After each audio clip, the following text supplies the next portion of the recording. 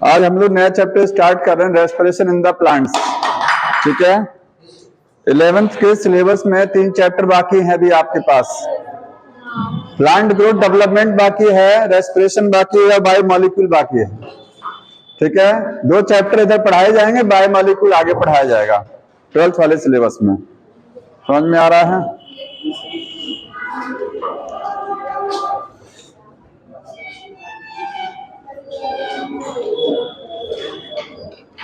देखिए,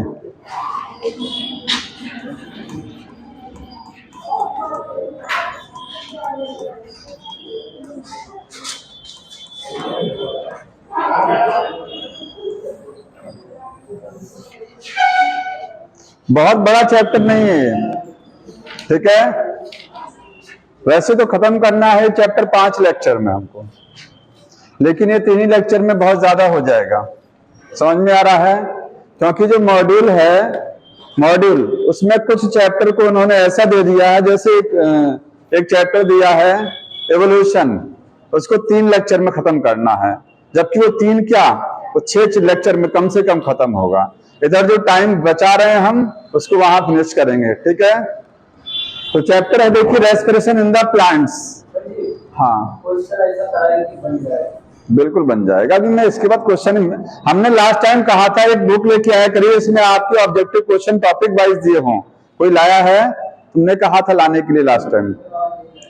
लेके आया करिए, टॉपिक वाइज क्वेश्चन रहता है। हम एक पढ़ाने के बाद में 15 मिनट उसको क्वेश्चन करा दें आपको। ठीक है, इसमें मैं खोज के करा दूंगा जो होगा, बाकी हाँ वो ठीक है, इस पे ज्यादा सही रहता, कोई बात नहीं। देखिए इधर देख लो जी सब लोग, आपने एनिमल ह्यूमन वाले में पढ़ा हुआ है breathing and exchange of gases. इधर देख लो सब। ठीक है, ये respiration in the plants chapter में आपके प्लांट्स लिखा हुआ है इसमें, लेकिन हम रेस्पिरेशन जो पढ़ेंगे वो प्लांट एनिमल दोनों के में पढ़ेंगे। ठीक है, इसमें हमको प्लांट में रेस्पिरेशन स्पेशली नहीं पढ़ना, हमको सेलुलर रेस्पिरेशन पढ़ना है, सेल के अंदर जो रेस्पिरेशन होता है। ठीक है, मतलब प्लांट और एनिमल या ह्यूमन दोनों में जो रेस्पिरेशन है वो पढ़ेंगे। ठीक है, तो रेस्पिरेशन इन द प्लांट्स। अब देखिए, सबसे पहले समझना, एनसीईआरटी में पहला पैराग्राफ दिया, अभी मुझको बुक दे दीजिएगा, मैं इसमें कुछ क्वेश्चन पूछे गए हैं उसमें, अभी हम बता देते हैं। ठीक है, फर्स्ट पैराग्राफ में पहले मीनिंग समझिए, रेस्पिरेशन का मतलब क्या है। एक वर्ड आपके पास में है रेस्पिरेशन, और एक वर्ड होता है ब्रीदिंग।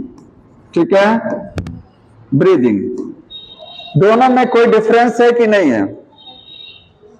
दोनों में डिफरेंस है, बताते जाइए, सब लोग पढ़े हैं, डिफरेंस है। ब्रीदिंग क्या है? ये ऑक्सीजन का इंटेक करना और कार्बन डाइऑक्साइड को रिलीज कराना, ये है ब्रीदिंग। या एक्सचेंज ऑफ गैसेस, गैस का एक्सचेंज होना, कहां से? बॉडी से और एनवायरमेंट के बीच में। हमारी बॉडी या प्लांट की बॉडी और एनवायरमेंट के बीच में जो गैस का एक्सचेंज होता है, तो कि ऑक्सीजन गैस ली जाती है और कार्बन डाइऑक्साइड को रिलीज किया जाता है, ये क्या है? ब्रीदिंग है। मींस इनटेक करेंगे O2 का एंड रिलीज CO2। ठीक है, इसको हम लोग ब्रीदिंग को एक्सटर्नल रेस्पिरेशन भी कह सकते हैं। एक्चुअली रेस्पिरेशन 2 टाइप का है, एक सेल के बाहर और एक सेल के अंदर। अगर ब्रीदिंग को डीपली कहना हो क्या है, तो रेस्पिरेशन देखिए 2 टाइप का है, एक है एक्सटर्नल और दूसरा क्या है? इंटरनल। एक्सटर्नल का मतलब है आउटसाइड सेल, सेल के बाहर जो प्रोसेस चलता है उसको एक्सटर्नल रेस्पिरेशन, और जो सेल के अंदर चलेगा वो इंटरनल, ये इनसाइड सेल होगा, इनसाइड सेल। इसी को हम लोग सेलुलर रेस्पिरेशन बोलते हैं, सेलुलर रेस्पिरेशन। समझ रहे हैं ना? इस चैप्टर में हमको यही पढ़ना, ये वाला सेल के अंदर रेस्पिरेशन कैसे होता है। हमने ब्रीदिंग पढ़ा है एनिमल, ह्यूमन ब्रीदिंग, एनिमल वाले उसमें ह्यूमन वाले में पढ़ा ना, breathing and exchange of gases में ह्यूमंस में ब्रीदिंग कैसे होती है वहां पढ़ लिया है। प्लांट में ब्रीदिंग कैसे होती है बहुत थोड़े से में पढ़ाना, हमको पढ़ाना क्या ज्यादा है? सेलुलर रेस्पिरेशन, जो कि प्लांट में भी होता है और एनिमल्स में भी होता है, सेल के अंदर। ब्रीदिंग क्या है? इसी को एक्सटर्नल रेस्पिरेशन बोलते हैं।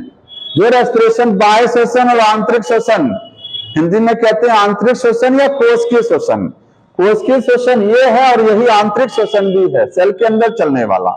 समझ में आया? और ब्रीदिंग क्या है? एक्सटर्नल। तो हमको इसको क्या लिख सकते हैं? ये है एक्सटर्नल रेस्पिरेशन। और अगर नॉर्मल भाषा में बोलना हो कि रेस्पिरेशन क्या है, तो यही माना जाता है इंटरनल वाला। सेलुलर वाले को ही रेस्पिरेशन कहते, ध्यान रखिएगा। अगर क्वेश्चन आता है कि रेस्पिरेशन क्या है, तो आप एक्सटर्नल इंटरनल भूल जाएंगे। क्या बोलेंगे? सेलुलर रेस्पिरेशन, सेल के अंदर चलने वाला रेस्पिरेशन ही रेस्पिरेशन होता है। वो तो डिटेल में कहेंगे, वो दो टाइप का है, एक्सटर्नल और इंटरनल है।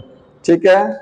अब ब्रीदिंग और रेस्पिरेशन दोनों के लिए क्या है? दोनों इंटरकनेक्टेड है। जान रहे हैं, अगर ब्रीदिंग नहीं होगी तो सेल के अंदर ऑक्सीजन नहीं पहुंचेगा और रेस्पिरेशन नहीं होगा। दोनों इंटरकनेक्टेड हैं। ठीक है, लिख लीजिएगा, both are interlinked, both are interlinked. दोनों प्रोसेस लिंक्ड हैं। बिना ब्रीदिंग के रेस्पिरेशन नहीं चलता है।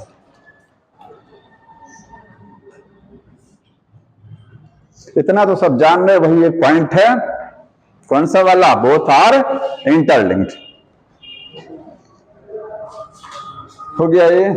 अब हमको पढ़ना, ध्यान रखिएगा, सेलुलर रेस्पिरेशन या नॉर्मल वे में कहेंगे उसको। अगर हम बार बार वर्ड बोलेंगे रेस्पिरेशन, तो आप क्या समझेंगे? सेलुलर रेस्पिरेशन की बात हो रही है, सेल के अंदर वाला। ठीक है। अब देखिए, रेस्पिरेशन क्या है? रेस्पिरेशन का मतलब, मीनिंग कहा जाए तो ऑक्सीडेशन ऑफ फूड, भोजन का ऑक्सीकरण होना रेस्पिरेशन है। ठीक है। भोजन जो हम लोग खाते हैं उससे हमको ऊर्जा मिलती है।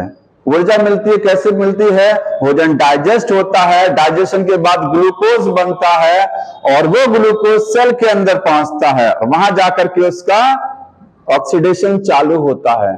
ठीक है। तो रेस्पिरेशन क्या है? Oxidation, oxidation of food, food का ऑक्सीडेशन होना। फूड कई प्रकार के हो सकते हैं, अभी आगे बताएंगे। ग्लूकोज भी, कार्बोहाइड्रेट भी फूड हो सकता है, प्रोटीन का भी ऑक्सीडेशन हो सकता है और फैट का भी हो सकता है। ठीक है। किसके लिए ये सब? किसके लिए हो रहा है? टू रिलीज एनर्जी, एनर्जी को रिलीज कराने के लिए, क्योंकि जानते हैं भोजन में ऊर्जा होती है। क्या है? ऊर्जा। जब हम भोजन को ऑक्सीडाइज कराते हैं सेल के अंदर, तो ऊर्जा रिलीज होती है, निकलती है। हमारी बॉडी उसी ऊर्जा को संचित कर लेती है, स्टोर कर लेती है। किस रूप में? एटीपी के रूप में। समझ में? जैसे पता होगा ना केमिस्ट्री में कि बॉन्ड जब टूटता है तो एनर्जी रिलीज होती है। ग्लूकोज है, क्या है? ग्लूकोज रेस्पिरेटरी सबस्ट्रेट है कि नहीं है? रेस्पिरेशन में यूज होता है ना ग्लूकोज। तो ग्लूकोज में बॉन्ड है ना, बॉन्ड जब टूटेंगे तो क्या रिलीज होगा? एनर्जी। तो बॉन्ड टूटते हैं या कोई कंपाउंड टूटता है तो एनर्जी फ्री होती है, ऐसे यहां पर भी वही होगा। ठीक। अब बुक में कुछ लिखा हुआ, वो पढ़ लीजिए। पहले पैराग्राफ में कुछ क्वेश्चंस बनाए हैं, उसमें हमको एक बुक इधर से दे दो, कोई दिखाइए। छोटा छोटा इसमें क्वेश्चन आ जाता, जान लीजिए। जो लिखा है आप इसको मिस कर देते हैं और फिर समझ में नहीं आता। लाइए, ये नहीं, अब बढ़ो आगे, और आगे बढ़िए, और आगे। हाँ, यही चैप्टर है। ये देखिए, आप टिक करते रहेगा, मैं यहाँ नोट कर रहा हूं। देखिए, पहला क्वेश्चन लिखा है, क्या सभी ऑर्गेनिज्म ब्रीदिंग करते हैं? बताइए। Do all organism breathe? Answer बोलिए। क्या सभी ब्रीदिंग करते हैं? सभी सांस लेते हैं? सभी लिविंग बोला जाएगा। ठीक है, क्योंकि वायरस एक्सेप्शन में, वायरस छोड़ दीजिए, वायरस सेल नहीं है, ऑर्गेनिज्म तो है बट वो सेल नहीं है, वो एक्चुअली निर्जीव होता है। ऑल लिविंग ऑर्गेनिजम्स में रेस्पिरेशन होता, ब्रीदिंग होती है। समझ में आ गया? तो पूछा है कि सभी में ब्रीदिंग होगी? हाँ, यस आंसर। दूसरा है, रेस्पिरेशन क्यों जरूरी है? What is necessary? इसकी नीड क्या है? बताइए, क्यों जरूरी है रेस्पिरेशन? एनर्जी के लिए। और एनर्जी के लिए क्यों जरूरी? हमारी बॉडी में एनर्जी का काम क्या है? क्या काम है एनर्जी का? सभी काम के लिए एनर्जी, जितने मेटाबॉलिक रिएक्शन है, आपको लग रहा है कि चलने फिरने में, बोलने में एनर्जी लग रही है, नहीं। बॉडी के अंदर जितने प्रोसेस चल रहे हैं, एक्सक्रीशन चल रहा है, डाइजेशन चल रहा है, ठीक है, यहां तक कि ब्रीदिंग जो सांस ले रहे हैं उसमें भी एनर्जी की जरूरत पड़ती है। लाइफ प्रोसेस पढ़ा ना, चैप्टर नंबर 1 में पढ़ा होगा, लाइफ प्रोसेस, ठीक है, मेटाबॉलिक प्रोसेस, उपापचय क्रियाएं। तो एनर्जी किसके लिए जरूरी है? फॉर ऑल मेटाबॉलिक रिएक्शन, सभी मेटाबॉलिक रिएक्शंस के लिए क्या है? एनर्जी जरूरी है। बुक में सेकंड पैराग्राफ में लाइन लिखा है कि ग्रोथ है, ठीक है, उन्होंने लिखा हुआ है एब्जॉर्प्शन, ट्रांसपोर्ट, मूवमेंट, रिप्रोडक्शन और इवन ब्रीदिंग के लिए भी हमको क्या चाहिए? एनर्जी चाहिए, ठीक है। तो आप लिख लीजिएगा इवन ब्रीदिंग, ब्रीदिंग सांस लेने भी के लिए भी क्या चाहिए? एनर्जी की जरूरत पड़ती है। इंस्पिरेशन और एक्सपिरेशन कराते हैं ना, हाँ। अब ये सारी एनर्जी कहां से आती है? तो फूड से आती है। कहां से आती है? फूड से। हमको एनर्जी क्यों चाहिए? क्योंकि सारी क्रियाओं चलाने के लिए एनर्जी की जरूरत पड़ती है। और ये एनर्जी कहां से आएगी? फूड से। कैसे आएगी? फूड का ऑक्सीडेशन होगा तब एनर्जी रिलीज होगी। अगला लिखा हुआ है, ये एनर्जी यूटिलाइज कैसे होती है? आखिर फूड है, कार्बोहाइड्रेट है, फैट है, प्रोटीन है, ये जब ऑक्सीडाइज होते हैं, समझ रहे हैं ना, एनर्जी रिलीज होती है। बॉन्ड टूटेगा, जाहिर सी बात है एनर्जी रिलीज होगी। इस एनर्जी को यूटिलाइज कैसे किया जाएगा? अगर कहा जाए, क्वेश्चन बन जाए, how energy utilise, how energy, किसकी एनर्जी? फूड की। ऑफ फूड, फूड में जो एनर्जी है इज यूटिलाइज्ड। बताइए कैसे यूटिलाइज किया जाएगा उसको? एनर्जी तो रिलीज हो गया, भोजन में जो है ऑक्सीडेशन की एनर्जी रिलीज हुआ, और यूटिलाइज किया जाएगा in the form of ATP. Store किया जाएगा उस एनर्जी को। बॉडी में हमारे एनर्जी जब निकलती है, ग्लूकोज टूटता है, एनर्जी फ्री होती है, उस एनर्जी को बॉडी क्या करती है? एटीपी बना के स्टोर करती है। तो हम लोग यूटिलाइज कैसे करेंगे? In the form of ATP, ATP बना करके, एटीपी के रूप में। और जब हमको एनर्जी की जरूरत पड़ेगी तो इसी एटीपी को तोड़ा जाएगा और एनर्जी को फ्री किया जाएगा। समझ में आया? अगला लिखा है, क्या प्लांट भी ईट करते हैं? डू प्लांट ईट? बताइए आंसर। क्या प्लांट ईट करते हैं? छोटा छोटा क्वेश्चन है ये, लिख लीजिएगा। प्लांट डू नॉट ईट, ईट नहीं करते हैं। प्लांट भोजन बनाते हैं, खाते नहीं हैं। जो बनाया उसी को यूटिलाइज करते हैं, बाहर से नहीं खाते हैं प्लांट, ठीक है। तो लिखा है इसमें do plant eat, do plant eat. तो आप लिखेंगे नो, प्लांट ईट नहीं करते हैं। तब क्या करते हैं? Only use the food of photosynthesis, जो वो फोटोसिंथेसिस करते हैं उसी का प्रोडक्ट वो यूज करते हैं, बाहर से कोई ईटिंग नहीं करते हैं। समझ में आ रहा है?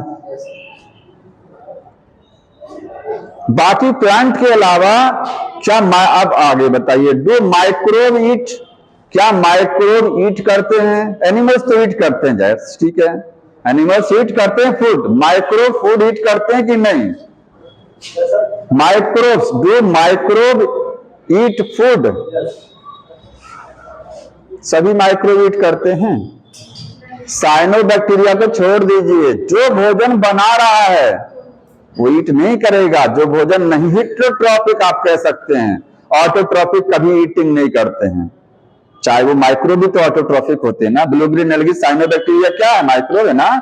वो ईटिंग नहीं करता, भोजन बनाता है। बाकी जितने माइक्रोब हैं जो भोजन नहीं बना पा रहे हैं, नॉन फोटोसिंथेटिक ऑर्गेनिज्म, वो सब ईटिंग करते हैं। आप एक लाइन में लिख लीजिएगा, ऑल नॉन फोटोसिंथेटिक, सभी नॉन फोटोसिंथेटिक ऑर्गेनिज्म क्या हैं?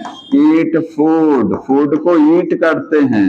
इन्हीं को हम क्या बोल सकते हैं? हेटेरोट्रॉप्स। ये क्या है? सब हेटेरोट्रॉप्स हैं। तो सभी माइक्रोब ईट नहीं करते हैं, ध्यान रखना है। नॉट ऑल माइक्रोब ईट, ठीक।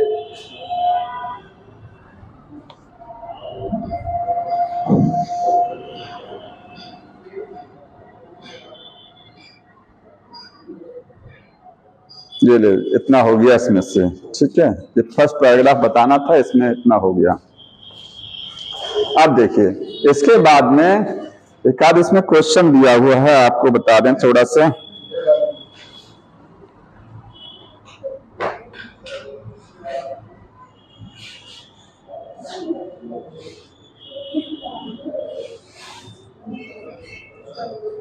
देखिए अगर कहा जाए सेलुलर रेस्पिरेशन कहां होता है, मैं बोल रहा हूं सेलुलर, पूरे चैप्टर में क्या पढ़ रहे हैं हम लोग, सेलुलर रेस्पिरेशन पढ़ रहे हैं ना, ये कहां होता है। तो अगर कहा जाए कि ऑल ऑटोट्रॉफ, सभी ऑटोट्रॉफ में होगा, ऑल हेटेरोट्रॉफ्स, सभी हेटेरोट्रॉफिक सेल,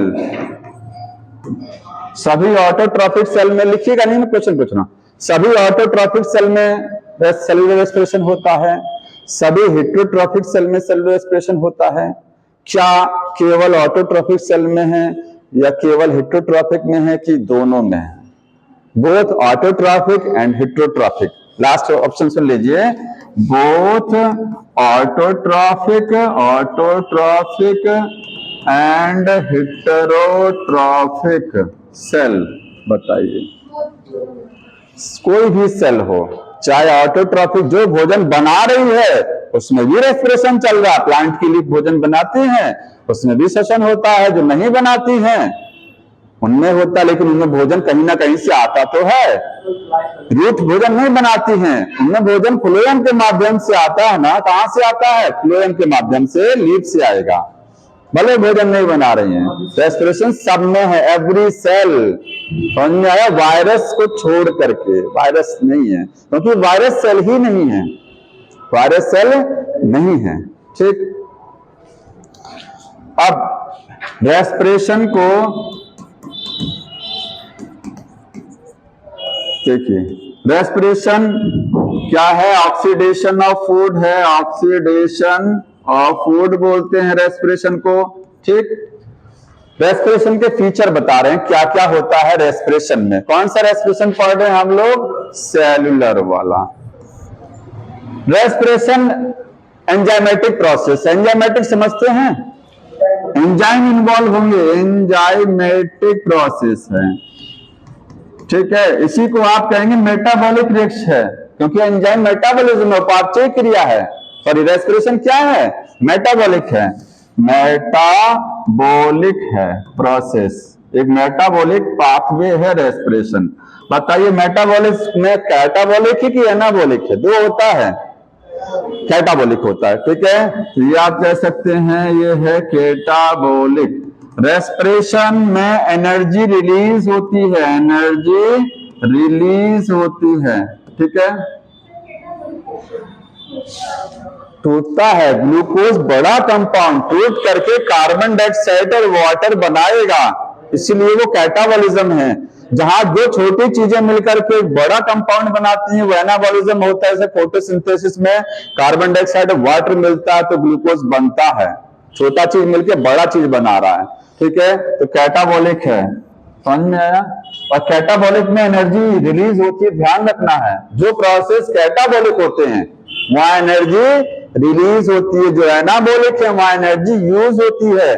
फोटोसिंथेसिस में एनर्जी यूज होती है, लाइट एनर्जी, यहां एनर्जी निकलेगा, तो एनर्जी रिलीज हो रही है। अब रेस्पिरेशन सीक्वेंशियल, यहां पर फूड का ऑक्सीडेशन जो होगा, ऑक्सीडेशन, फूड ऑक्सीडाइज करेगा, ऑक्सीडेशन जैसे लिख रहा हूं। रेस्पिरेशन एक मल्टी स्टेप प्रोसेस है, मल्टी स्टेप एंड सीक्वेंशियल। ये लाइन समझ में आ रही है? ये लाइन समझ में आ रहा है ना? रेस्पिरेशन सिंगल स्टेप नहीं है, ऐसा नहीं होता है कि ग्लूकोज टूट जाए डायरेक्ट और कार्बन डाइऑक्साइड और वाटर प्लस एनर्जी बना दे, ये डायरेक्ट नहीं है। फोटोसिंथेसिस भी डायरेक्ट नहीं है, इसमें बहुत सारे ग्लाइकोलाइसिस चलेगा, क्रेब्स साइकिल चलेगा, ईटीएस सब कुछ चले, बहुत सारी रिएक्शन चलेंगी ना। मल्टी स्टेप और सीक्वेंशियल है, मतलब एक के बाद एक सीक्वेंस में चलेगा प्रोसेस, ठीक है। और एनर्जी जो रिलीज हो रही है वो भी स्टेप बाय स्टेप रिलीज होती है। रेस्पिरेशन में जो एनर्जी रिलीज हो रही है ये कैसे है, स्टेप्स में रिलीज हो रही है, स्टेप बाय स्टेप। ये समझ रहे हैं? हम लोग आग जलाते हैं ना, कंबस्शन, किसी भी चीज को जलाइए उसमें से एनर्जी रिलीज हो रही है, एक साथ रिलीज हो रही है।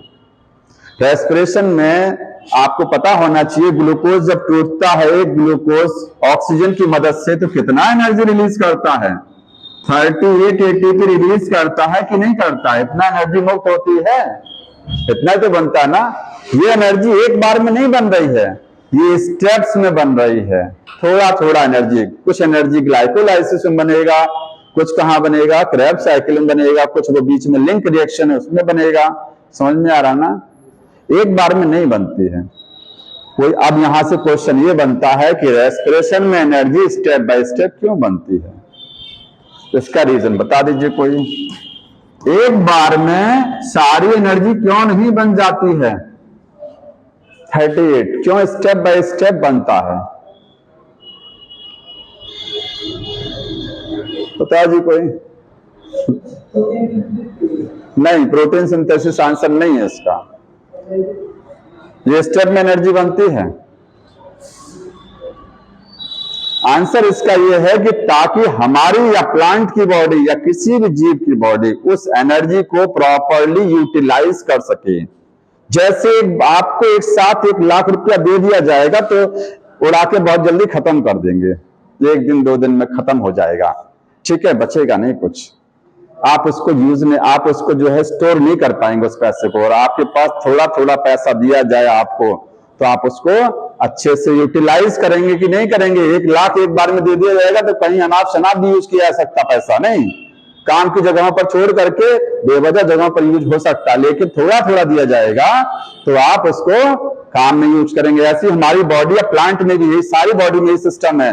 जो एनर्जी ग्लूकोज टूटता है, जब जितनी एनर्जी फ्री करता है वो एनर्जी स्टेप बाय स्टेप बनती है, एक साथ नहीं बनती है, ठीक है। पहले थोड़ा बना कुछ एटीपी, फिर अगले स्टेप में कुछ बनेगा, अगले स्टेप में कुछ बनेगा। जानते हैं ग्लाइकोलाइसिस है, लिंक रिएक्शन है और क्रेब्स साइकिल, ताकि आपकी बॉडी उस एनर्जी को क्या कर सके, यूटिलाइज कर सके, एटीपी बना सके। नहीं तो एटीपी प्रॉपर वे में बनेगा नहीं। जो 38 एटीपी बनता है ना, ये 38 एटीपी नहीं बनेगा अगर ग्लूकोज सारी एनर्जी एक बार में रिलीज करा दिया तो। स्टेप में बन रहा है इसलिए 38 इतना सारा एटीपी बन रहा है ग्लूकोज से, अदरवाइज इतना बनेगा भी नहीं। केमिकल बॉन्ड टूटता है, आपको पता होना चाहिए। ग्लूकोज है, उसमें क्या है, बॉन्ड है ना, C6H12O6, कार्बन कार्बन बॉन्ड होता है कि नहीं होता? यही कार्बन कार्बन बॉन्ड टूटता है। और जानते हैं जब बॉन्ड टूटता है तो एनर्जी रिलीज होती है, और ऑर्गेनिज्म की बॉडी इसी रिलीज एनर्जी को यूटिलाइज करती है और एटीपी बनाती है। तो स्टेप में एनर्जी रिलीज हो रही है तो अच्छे से एटीपी बनेगी। एक साथ सारी एनर्जी रिलीज हो जाएगी तो एटीपी प्रॉपर वे में बन नहीं पाएगा, वो एनर्जी यूटिलाइज नहीं हो पाएगी। समझ में आ रहा है? तो ये इसका आंसर होता है। तो इसका आंसर लिख लीजिएगा, step to utilise energy and, ऐसे लिखिएगा,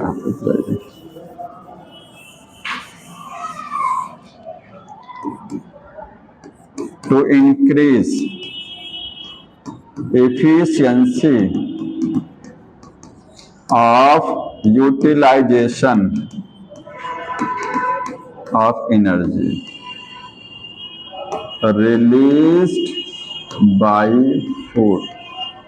जो एनर्जी फूड के द्वारा रिलीज हो रही है उस एनर्जी को यूटिलाइजेशन करने की एफिशिएंसी, क्षमता बढ़ जाती है। आपकी क्षमता बढ़ जाती है, वो अच्छे से एनर्जी को यूटिलाइज कर पाता है, नहीं तो आप इसको यूज नहीं कर पाएंगे, ठीक है। ये इसका आंसर हो गया।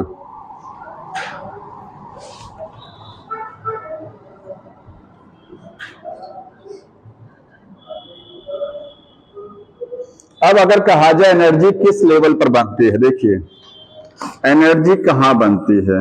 एनर्जी सिंथेसाइज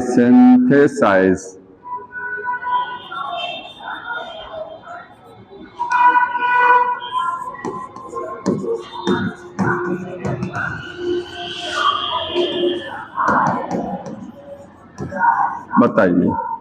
एनर्जी किसके लेवल पर? सेल के लेवल पर बनती है कि टिश्यू की ऑर्गन? अगर कहा जाए कि बॉडी रेस्पिरेशन में एनर्जी कहां बनती है, किस स्तर पर बनती है, तो ऑर्गन नहीं होगा आंसर, सेल होगा। ठीक है, हालांकि ऑर्गन भी सेल के मिलने से बनता है, टिश्यू भी सेल के मिलने से बनता है, लेकिन होता कहां एक्चुअली? वो सेल में होता है। At the level of cell answer होगा इसका, सेल के लेवल पर एनर्जी बनती है। ठीक है, टिश्यू और ऑर्गन सही नहीं होगा। ये भी शायद वर्ड कहीं यूज किया गया है, देख लीजिएगा, छोटा छोटा वर्ड है जो आता तो है, लेकिन जब वो कभी कभी होता क्या ना, जब क्वेश्चन बहुत ही आसान पूछ लिया जाता है तो आपका दिमाग फिर वो हार्ड की तरफ लगने लग जाता है, उसमें आप दिमाग दौड़ाते हैं कि हो सकता है इसमें कुछ और हो, लेकिन बहुत आसान होता है। समझ में आ रहा है? तो ये हो गया सेलुलर रेस्पिरेशन के बारे में। अब आगे इसमें एक लाइन बुक में लिखी हुई है, सबसे लास्ट लाइन को आप टिक कर लीजिएगा। देखिए, अभी रेस्पिरेटरी सबस्ट्रेट बताने जा रहे हैं, बाकी तो बकवास लिखा है, आप पढ़ लेंगे ना। उसमें लिखा फोटोसिंथेसिस में ऑर्गेनिज्म फूड बनाते हैं, सब नौटंकी लिखी हुई है, कोई मतलब नहीं है। ठीक, पढ़िएगा इसमें कि सेलुलर रेस्पिरेशन क्या बता दिया मैंने। रेस्पिरेटरी सबस्ट्रेट देख लीजिए, लास्ट की लाइन को अभी समझा देंगे। तो देखिए, इसके बाद है रेस्पिरेटरी सबस्ट्रेट।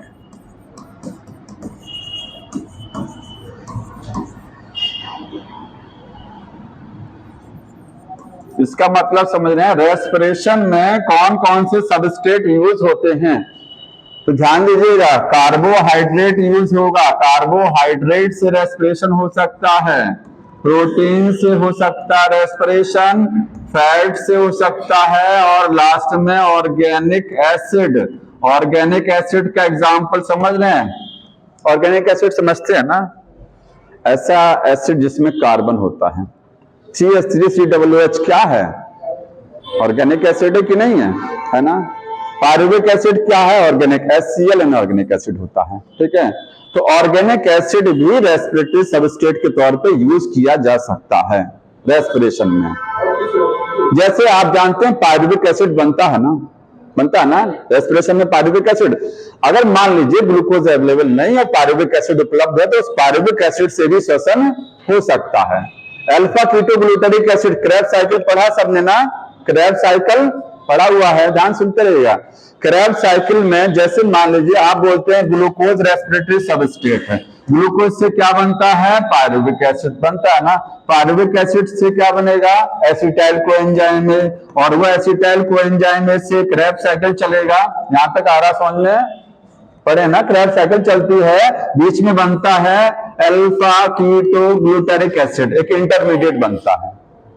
तो मान लीजिए ग्लूकोज से रेस्पिरेशन हो रहा है तो ये सब बनेगा, एनर्जी बनेगा। और अगर सोचिए अल्फा कीटोग्लूटारिक एसिड क्या है? ऑर्गेनिक एसिड है। अगर बॉडी में ये है तो डायरेक्ट इससे रेस्पिरेशन चल जाएगा, डायरेक्ट चल जाएगा। ठीक है, ये मिनरल न्यूट्रिशन वाला जो चैप्टर है उसमें सबसे लास्ट के पैराग्राफ में दिया है कि अल्फा कीटोग्लूटारिक एसिड बनेगा अगर प्लांट में, तो वो उससे डायरेक्ट क्या है, क्योंकि ये ऑर्गेनिक एसिड है, कोई भी ऑर्गेनिक एसिड है तो उससे हो जाएगा। लेकिन सभी नहीं, ध्यान रखना है एक चीज, हाँ बहुत बारीकी समझना। आप बताइए, कार्बोहाइड्रेट में सबको पता है ग्लूकोज है, फ्रक्टोज है, सुक्रोज है, ये सब क्या है? कार्बोहाइड्रेट। स्टार्च क्या है? कार्बोहाइड्रेट। Glycogen carbohydrate. ठीक है, तो इन सबसे रेस्पिरेशन होगा। तो कार्बोहाइड्रेट पूछा जाता है कि मोस्ट कॉमन रेस्पिरेटरी सबस्ट्रेट कौन सा होता है जो सबसे ज्यादा यूज किया जाता है? आपके पास 4 हैं, सबसे ज्यादा यूज किया जाने वाला रेस्पिरेटरी सबस्ट्रेट जो सबसे ज्यादा जनरली यूज में आता है वो कार्बोहाइड्रेट होता है। रेस्पिरेशन सबसे हो सकता है लेकिन जनरली किससे होता है? कार्बोहाइड्रेट। ध्यान रखना, मोस्ट कॉमन क्या है? कार्बोहाइड्रेट है। और कार्बोहाइड्रेट में भी कौन है सबसे ज्यादा? ग्लूकोज है। अगर उसमें भी पूछा जाए तो glucose is the most common, या कार्बोहाइड्रेट सबसे ज्यादा यूज किया जाने वाला। समझ में आया? बाकी कोई बता सकता है कि प्रोटीन मोस्ट कॉमन क्यों नहीं है, फैट क्यों नहीं है, और ऑर्गेनिक एसिड क्यों नहीं है? कोई बताइए सोच करके कि बाकी भी हमारे पास में, हमारी बॉडी में प्रोटीन भी होता है, हमारी बॉडी में फैट भी है, हम कार्बोहाइड्रेट को ही हमारी बॉडी क्यों जनरली यूज करती है? सबका ब्रेकडाउन होता है। ऑक्सीजन ज्यादा चाहिए इन सब के लिए, सबसे ज्यादा ऑक्सीजन यहां चाहिए।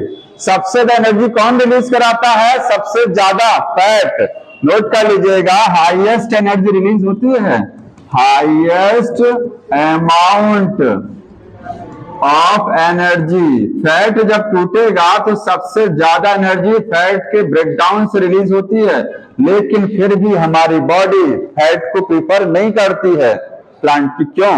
क्योंकि ऑक्सीजन बहुत चाहिए, ऑक्सीजन की नीड ज्यादा है, तभी तो ज्यादा एनर्जी रिलीज हो रहा है। ज्यादा ऑक्सीजन यूज करता है, ये ऑक्सीडाइज होने में इसको ज्यादा ऑक्सीजन चाहिए, तभी एनर्जी भी ज्यादा बना रहा है। तो इतना ऑक्सीजन तो हमारी बॉडी नहीं दे पाएगी ना। समझ में आया? तो ये लिखेंगे, मोस्ट कॉमन कौन सा है? ये है। और लिख लीजिएगा फैट में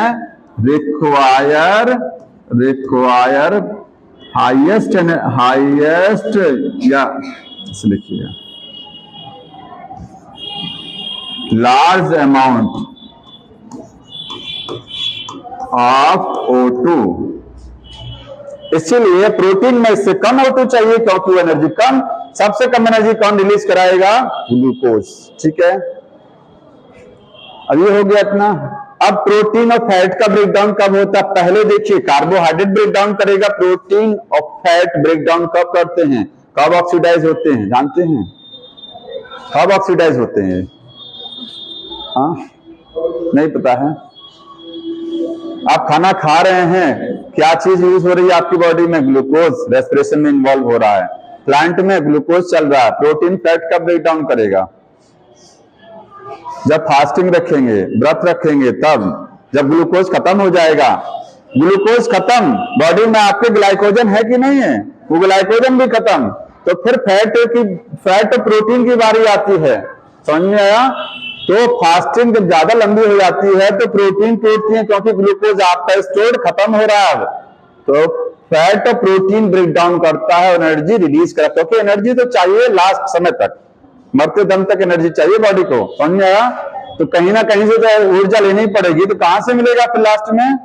फैट और प्रोटीन से मिलता है। भूखा रहना नहीं चाहिए, मतलब वो आपके डाइजेशन को थोड़ा आराम देने के लिए फास्टिंग करना चाहिए थोड़ा सा, आपका डाइजेस्टिव सिस्टम जो है, जो थोड़ा सा वो भी रेस्ट कर ले, और कुछ नहीं। ये तो नौटंकी होती है खाली, क्यों नहीं है? हम तो भूखा रह ही नहीं पाते हैं। मैं जिस दिन भूखा रह जाऊं ना, शाम को इतना मैं उग्र हो जाता हूं कि घर वालों से लड़ाई कर लेता हूं मैं। मुझे पेट खाली रहता है, मुझे गुस्सा बहुत तगड़ा आता है फिर, इसलिए मैं जल्दी रहता भी नहीं। कभी कभी घर वाले मना भी करते हैं कि व्रत मत रहिएगा, लेकिन रह लेते हैं फैशन में, जो फैशन चल ही रहा है तो हम भी रह लेते हैं। ये हो गया यहां तक, ग्लूकोज मोस्ट कॉमन है। ठीक है, तो याद रखना है प्रोटीन और फैट, ये जो रेस्पिरेटरी सबस्ट्रेट हैं, ये कब यूज होंगे? जब कार्बोहाइड्रेट फिनिश हो जाएगा। अब एक लाइन बुक में लिखा है, ऑल रेस्पिरेटरी सबस्ट्रेट्स को नोट कर लीजिएगा, जितने रेस्पिरेटरी सबस्ट्रेट हैं। एक टाइम मैंने व्रत था, मैं बता दूं आपको, मैंने शाम को खाना खा लिया था। ठीक है, पत्नी के गुस्सा गया ऐसे उनसे थोड़ा सा, तो हमने कहा हम खाना ही खा ले रहे हैं, तो गुस्से हमने खाना खा लिया, व्रत खत्म हो गया। शाम तक व्रत था, शाम को मैं खाना खा लिया, खत्म कहानी। All respiratory substrate do not release same amount of energy, सभी same amount of energy release नहीं कराते हैं। यह बात जान रहे होंगे सब लोग, सबको पता है ना, क्योंकि सबसे एनर्जी अलग अलग रिलीज होती है, सेम एनर्जी रिलीज नहीं होगी। फैट सबसे ज्यादा एनर्जी रिलीज कराएगा। ठीक है,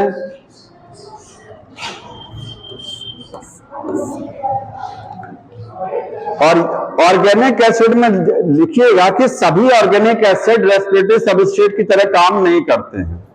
अब आप कहेंगे वो एसिटिक एसिड है, वो उससे वो रेस्पिरेटरी सबस्ट्रेट में नहीं आएगा। All organic acid do not use as the respiratory substrate.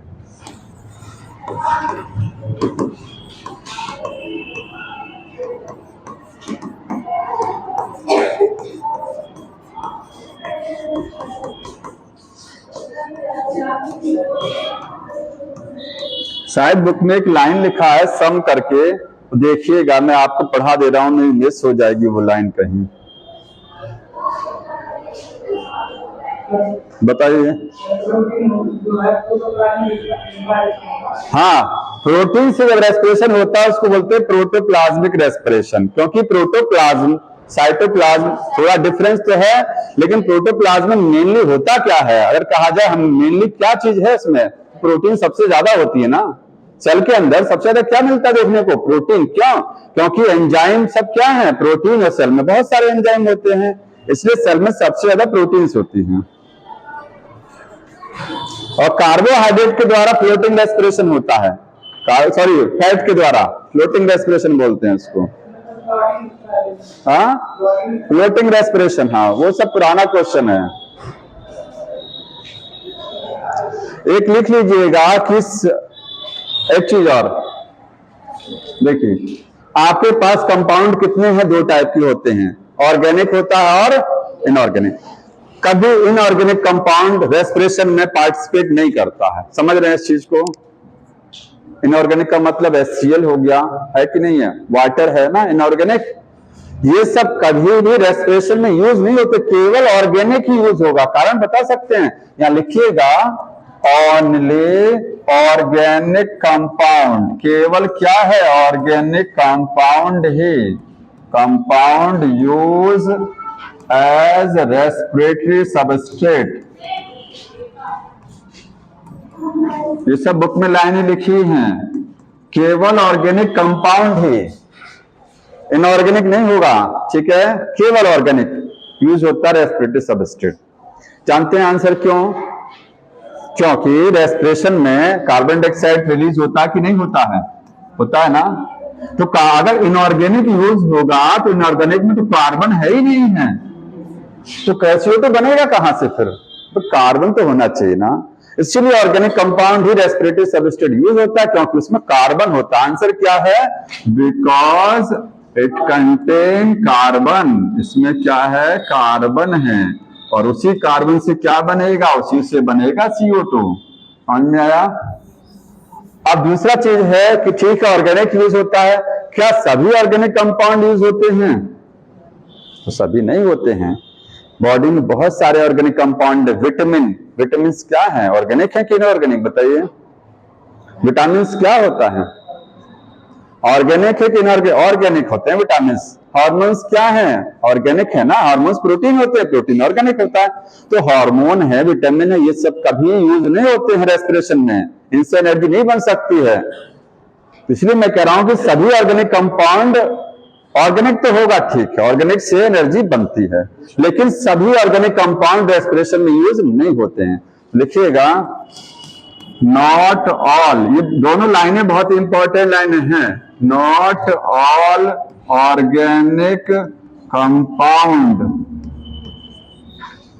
Use as respiratory substrate. सभी ऑर्गेनिक कंपाउंड रेस्पिरेटरी सबस्ट्रेट नहीं हो सकते। अब इसका आंसर क्या है, क्यों नहीं हो सकते हैं सब? क्यों हार्मोन से एनर्जी नहीं बन सकती है, क्यों विटामिन नहीं एनर्जी नहीं बना पाता है? क्योंकि सबकी एंजाइमेटिक मशीनरी नहीं है, सबके एंजाइम नहीं है, तो तोड़ने वाला भी तो होना चाहिए ना। जैसे ग्लूकोज को तोड़ने वाला एंजाइम है, ठीक है, ग्लूकोज टूट जाएगा, ग्लूकोज स्टेप में टूटता है ना। जब आप ग्लाइकोलाइसिस पढ़ेंगे तो बोलेंगे हेक्सोकाइनेज है, एंजाइम पहले आता है, ठीक है। सुक्रोज है, उसको तोड़ने वाला एंजाइम है, स्टार्च को तोड़ने वाला एंजाइम है, ग्लाइकोजन को है, तो क्या विटामिन को तोड़ने वाला कोई एंजाइम नहीं है? तो सबके एंजाइम बॉडी में नहीं है, होते तो वो टूट जाते, ठीक है। तो लिखेंगे सब, नॉट ऑल का रीजन क्या, बिकॉज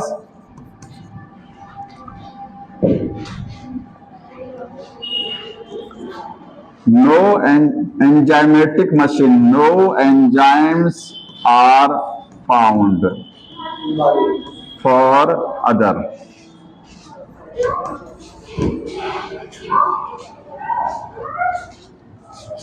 ऐसे लिखिएगा,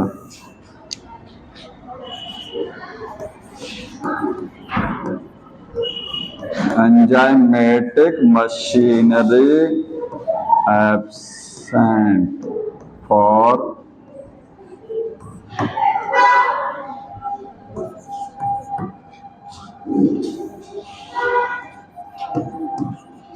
सभी के लिए हमारे पास एंजाइम नहीं है, सभी के लिए एंजाइम नहीं है। ठीक, अब बताइए क्वेश्चन, क्या और जैसे और तो नहीं होता है, सभी ऑर्गेनिक कंपाउंड तो यूज नहीं होते हैं, तो most of the organic compound respiratory substrate में इन्वॉल्व होते हैं कि सम होते हैं? ये भी लिखा है, ये भी एक लाइन लिखा है कि ज्यादातर, क्योंकि सभी ऑर्गेनिक कंपाउंड तो रेस्पिरेटरी सबस्ट्रेट नहीं हो सकता है। आंसर बता दिया मैंने, क्योंकि सबके एंजाइम बॉडी में नहीं है। तो बताइए, ज्यादातर most of the organic compound used as the respiratory substrate या some of the organic compound used as the respiratory substrate? ज्यादातर ऑर्गेनिक कंपाउंड रेस्पिरेशन में पार्टिसिपेट करते हैं कि सम ऑर्गेनिक कंपाउंड पार्टिसिपेट करेंगे? सभी तो नहीं करेंगे, मोस्ट नहीं करेगा, सम है। कुछ ही 4 तो लिखा मैंने ना, पता नहीं कितने ऑर्गेनिक कंपाउंड बॉडी के अंदर है, कितने लिखे मैंने? 4 एग्जांपल दिए ना, ठीक है। तो सम लिखा जाएगा, छोटी चीज है, तो ये बॉक्स बना के लिख लीजिएगा, some organic compound use as respiratory substrate. केवल कुछ ही ऑर्गेनिक कंपाउंड है, वो नाम ऊपर लिख दिए गए थे, ये इंपॉर्टेंट। अब यहां से इसी में सम और मोस्ट में गड़बड़ हो जाता है। अब ये यहां तक आपका पहला खत्म हो गया। पहले सेकंड पैराग्राफ में एक लास्ट लाइन लिखी हुई है, और उस लास्ट लाइन का कोई मतलब बताइए पढ़ के, तब मैं समझाता हूं आपको। ये लाइन लिखी गई है, पेज नंबर 155 ओपन कर लीजिए, मैं पढ़ दे रहा हूं लाइन को, आप बताएंगे। ऑल लिविंग ऑर्गेनिजम्स, सभी लिविंग ऑर्गेनिजम्स में रिटेन द एंजाइमेटिक मशीनरी, सब जितने सजीव हैं सबके अंदर क्या होते हैं? एंजाइम्स होते हैं, एंजाइमेटिक मशीनरी है। किस लिए है?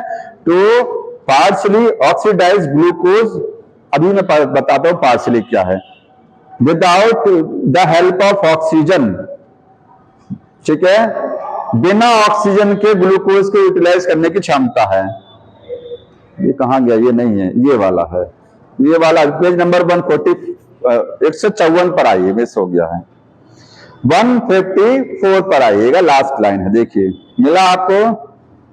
लिखा है दिस एनर्जी ट्रैप्ड, मतलब जो एनर्जी ग्लूकोज रिलीज करता है, ग्लूकोज जब ब्रेक डाउन करेगा तो क्या रिलीज होगा? एनर्जी। वो एनर्जी ट्रैप कहां होती है? एटीपी के रूप में। मैंने बताया एनर्जी एटीपी के रूप में स्टोर हो जाती है। Utilise in various energy yielding process of organism, उस एनर्जी को हम लोग कहां यूज करते हैं? अपनी बॉडी में बहुत सारे प्रोसेस में यूज कर लेते हैं। मिला ना 154 पर लास्ट लाइन। अब क्वेश्चन है, देखिए and the carbon skeleton produce during the respiration used as the precursor for biosynthesis of the other molecule in the cell. इस लाइन को अब जो मैंने पढ़ा है कोई मतलब बताएगा इसका? पहले आप एक बार देख लीजिए, हम बता रहे हैं अभी आपको। वो लास्ट वाली लाइन को पढ़ लीजिए, मैं उसका मीनिंग बता रहा हूं। हालांकि उसका मीनिंग जानते हैं, एक अंतिम एम्फीबोलिक पाथवे टॉपिक दिया हुआ है, एम्फीबोलिक पाथवे, वहां से उसका मतलब है वो। पढ़िए एक दो बार, बाकी मैंने सब बता दिया है जितना लिखा है।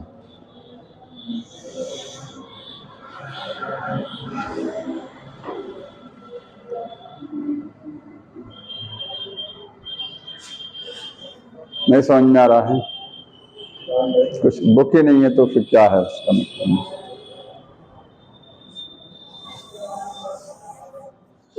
हाँ बताइए।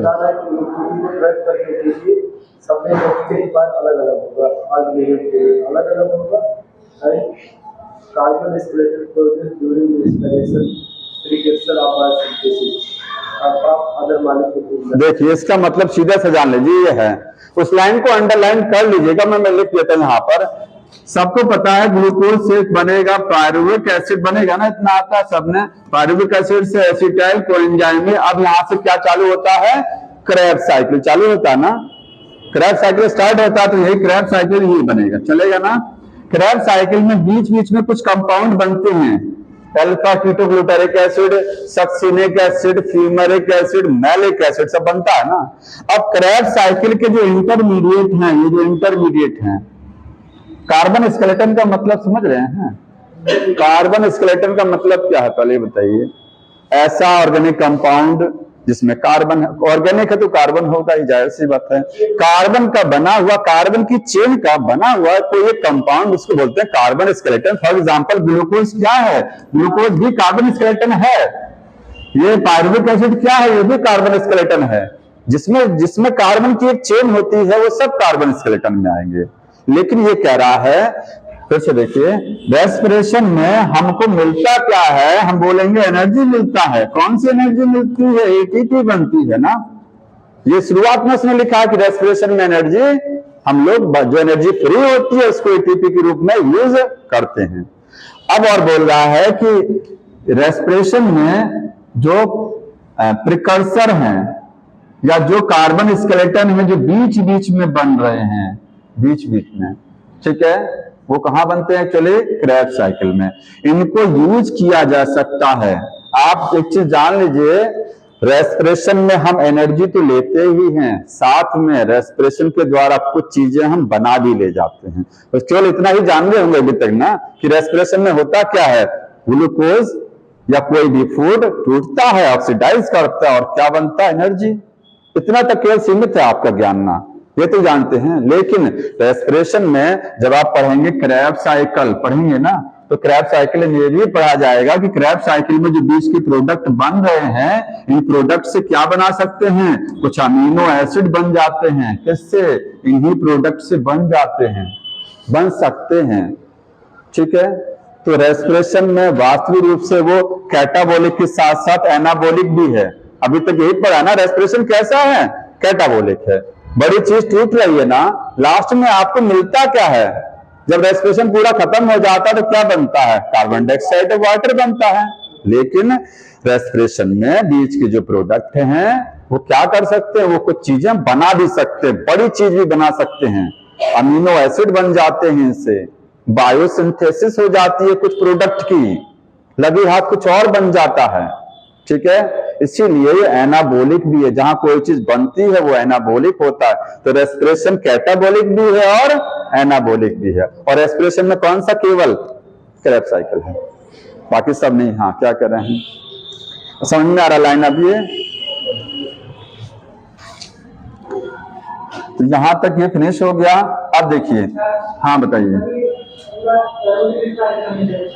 कौन सा वाला।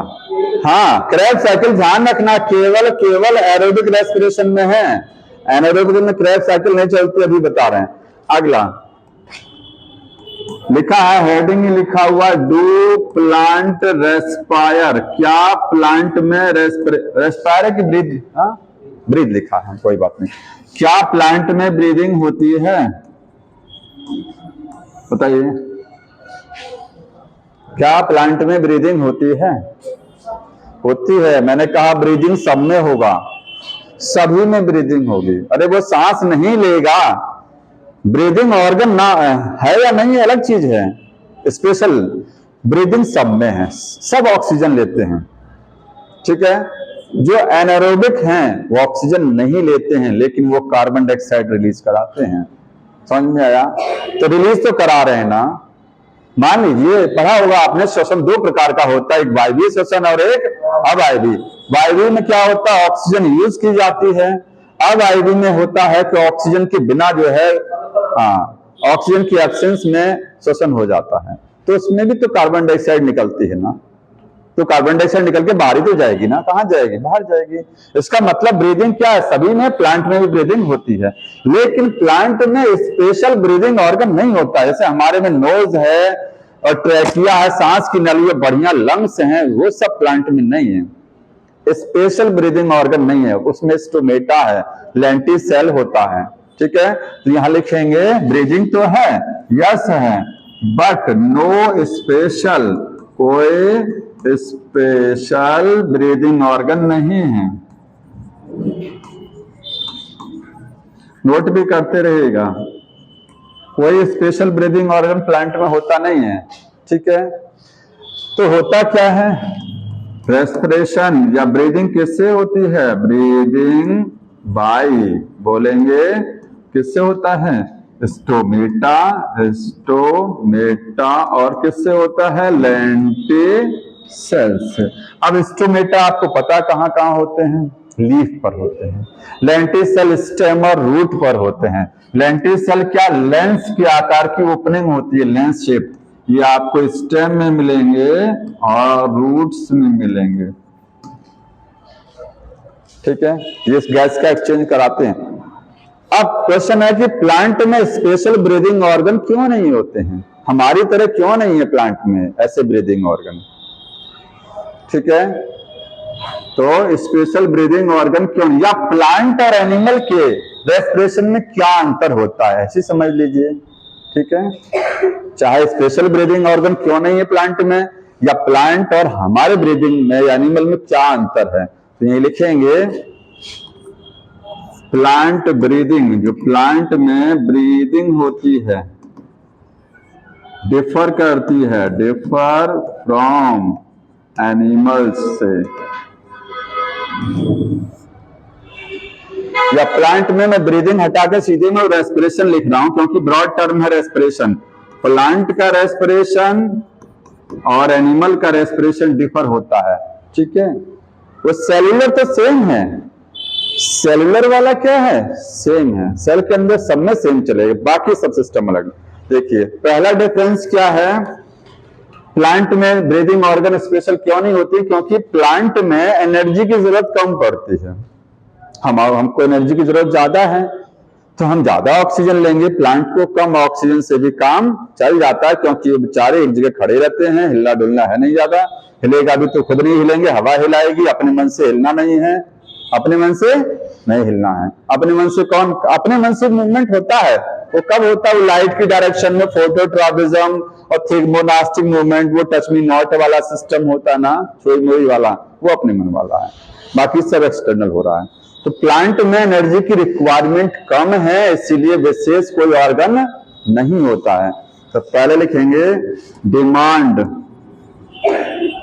Of energy less in plant, plant में एनर्जी की नीड कम होती है।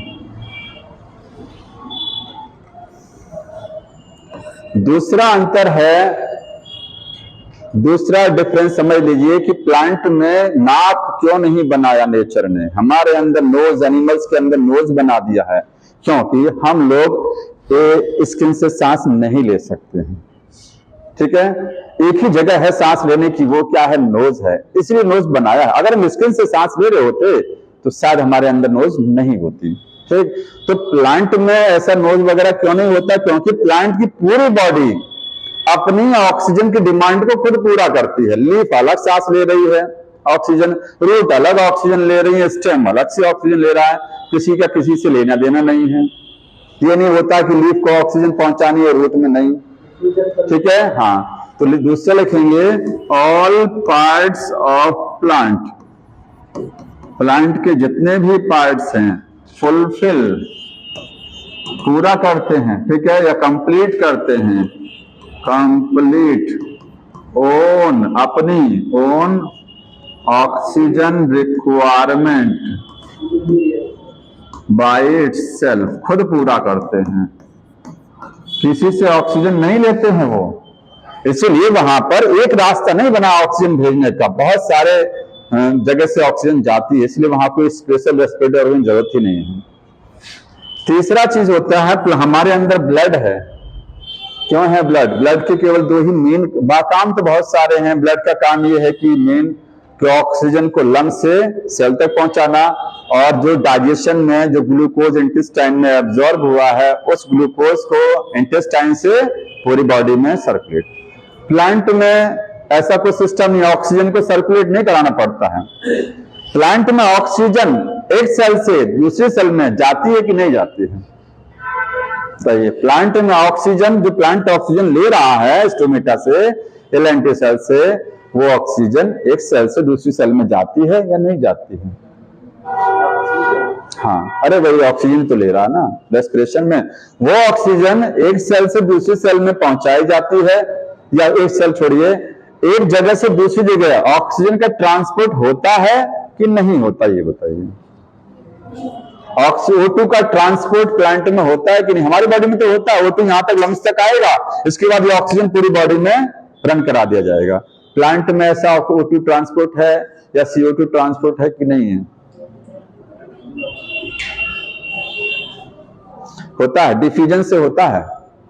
प्लांट में मैंने बोला कि लीफ अपना ऑक्सीजन लेगा, स्टेम अपना ऑक्सीजन लेगा, रूट अपना ऑक्सीजन लेगा, लेकिन आप सोचिए कि ये लीफ है, ठीक है, लीफ का एनाटॉमी आपने पढ़ा है, लीफ में ये ऊपर की सेल है, ठीक है, ये नीचे की सेल है, ये बीच की सेल है। तो मान लीजिए जो किनारे की ये लीफ है, लीफ में जो सेल बाहर की साइड में है वो तो ऑक्सीजन ले रही हैं, उनमें तो चला गया, जो बेचारे अंदर सेल हैं लीफ में, लीफ मोटी, लीफ मान लीजिए पतली मोटी जो भी है, लीफ में जो सेल अंदर है उनको ऑक्सीजन कैसे जाएगा? वो तो डायरेक्ट नहीं ले पाए ना बाहर से। भाई जो सेल एनवायरमेंट के कांटेक्ट में है वो तो ऑक्सीजन ले लिया, लेकिन जो अंदर है उनमें ऑक्सीजन कैसे जाएगी? तो डिफ्यूजन से जाता है। कैसे जाता है? Diffusion. Diffusion short distance transport है। प्लांट में ऑक्सीजन बहुत थोड़ी दूर तक जाती है, क्योंकि डिफ्यूजन, कछुआ की चाल समझिए, डिफ्यूजन एक ऐसा प्रोसेस है जिसमें कोई भी चीज बहुत स्लोली जाती है। ऑक्सीजन अगर डिफ्यूजन से जा रही है बॉडी में ना, तो बहुत धीरे धीरे जाएगी, क्योंकि एक सेल है, दो सेल, यहां से अगर ऑक्सीजन सोचिए यहां जा रही है ना, तो कई घंटे का टाइम लगेगा, कई घंटे का टाइम लगेगा, तब तक तो प्लांट मर जाएगा। समझ रहे ना?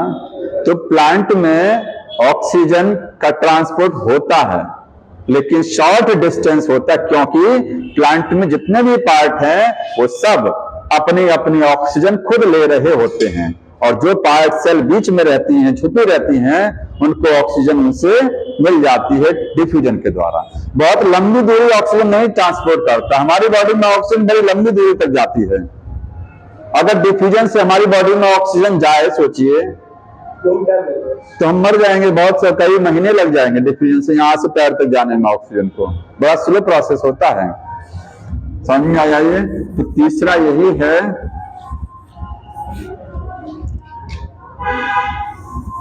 थर्ड लिखिएगा, O2 एंड CO2 का जो ट्रांसपोर्ट है, हाँ, बाय डिफ्यूजन,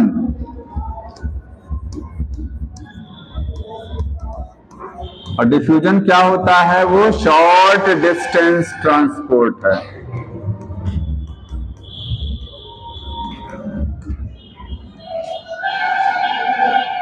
समझ में आया? डिफ्यूजन से जाएगा ऑक्सीजन।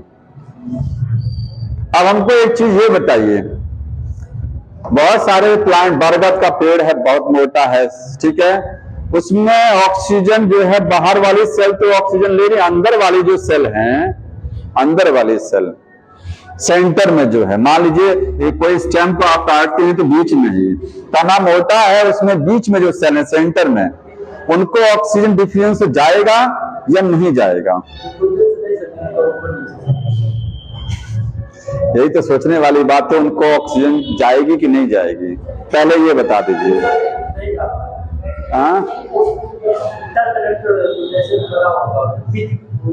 वो मरा हुआ है। याद रखिएगा, जो लकड़ी है ना, ये जो लकड़ी इसका वुड बोलते हैं, वुड, वुड में दो टाइप का होता है, हार्ड वुड होता है, एक सैप वुड होता है। लकड़ी को जब काटते हैं तो जो आप बाहर से देखते हैं तो बाहर सेंटर में लकड़ी जो ऐसी होती है, वो जो पकी लकड़ी कह सकते हैं, इसको हार्ड वुड है, ठीक है। सेकेंडरी जाइलम ही तो होता है। वुड क्या है? Secondary xylem. तो आप कह सकते हैं तने में केवल बाहरी लेयर जो होती है तने की, उसी को ऑक्सीजन की जरूरत पड़ती है। वही जिंदा पार्ट है, तने का सेंट्रल पार्ट तो मरा हुआ है, उसकी सेल डेड है, उनको ऑक्सीजन नहीं चाहिए, क्योंकि वहां रेस्पिरेशन होना ही नहीं है। उनमें कोई प्रोसेस ही नहीं चल रहा है, कोई मेटाबॉलिज्म चल ही नहीं रही है। ठीक है, तो एक फायदा तो ये भी मिला ना प्लांट को, एक फायदा ये भी मिला कि डेड पार्ट उसमें कहां बनाया गया, अंदर बनाया गया छुपा करके, कि ताकि वहां तक ऑक्सीजन पहुंच नहीं पाएगी, इसलिए अंदर कर दिया उसको उठा करके। लिविंग पार्ट क्या होता है, सुपरफिशियल होता है। ठीक है, लिख सकते हैं, समझ में आ रहा है ये चीज। जो लिविंग पार्ट है, लिविंग पार्ट आपके इन स्टेम में और कहां कहां, रूट में, इज सुपरफिशियल। देखिए ध्यान रखिएगा, जो पत्ती है, जो लीफ है, उसमें सारा पार्ट लिविंग है। इधर देख लो जी, लीफ के अंदर सारा पार्ट क्या है, लिविंग है, कोई डेड नहीं है, क्योंकि लीफ इसलिए बहुत पतली होती है। सोचिए नेचर ने पत्ती को ऐसा मोटा क्यों नहीं बनाया, गाय को इतना पतली पतली पत्तियां बना दी हैं। अगर मोटा बना देता ना तो अंदर की सेल तो मरी पड़ी होती है, उनमें ऑक्सीजन पहुंचता नहीं, तो डिफ्यूजन से जाता है ऑक्सीजन, ब्लड होता नहीं है, डिफ्यूजन बहुत स्लो प्रोसेस है, तो काम में प्लांट मर जाता है। तना मोटा बनाया गया है क्योंकि तने में ठीक है बना तो दिया, लेकिन अंदर का पार्ट डेड करा दिया, लिविंग नहीं है, अंदर तक ऑक्सीजन की जरूरत ही नहीं है, बाहर बाहर जरूरत है तो बाहर से मिल जा रहा है, काम चल जा रहा है, इसलिए लीफ पतली होती है। रूट में भी इनसाइड का पार्ट डेड होगा, बाहर का पार्ट केवल लिविंग रहेगा। समझ में आ रहा है, तो ये डिफरेंस होता है प्लांट और एनिमल के रेस्पिरेशन में। अब आगे देखिए, अब एक चीज और समझिए, सबसे ज्यादा यूज किया जाने वाला रेस्पिरेटरी सबस्ट्रेट कौन सा होता है, इधर देख लो, ग्लूकोज, कार्बोहाइड्रेट हो, कार्बोहाइड्रेट में भी कौन सा, ग्लूकोज। ठीक है, ग्लूकोज का हम कहते हैं ऑक्सीडेशन होता है। कोई हमको ये बताइए, मजाक में, इधर देख लीजिए, तुम नहीं कर रहे, कहते हैं ग्लूकोज का ऑक्सीडेशन। क्या आपको लगता है कि ऑक्सीडेशन में केवल ऑक्सीजन यूज हो रही है हमेशा, बताइए।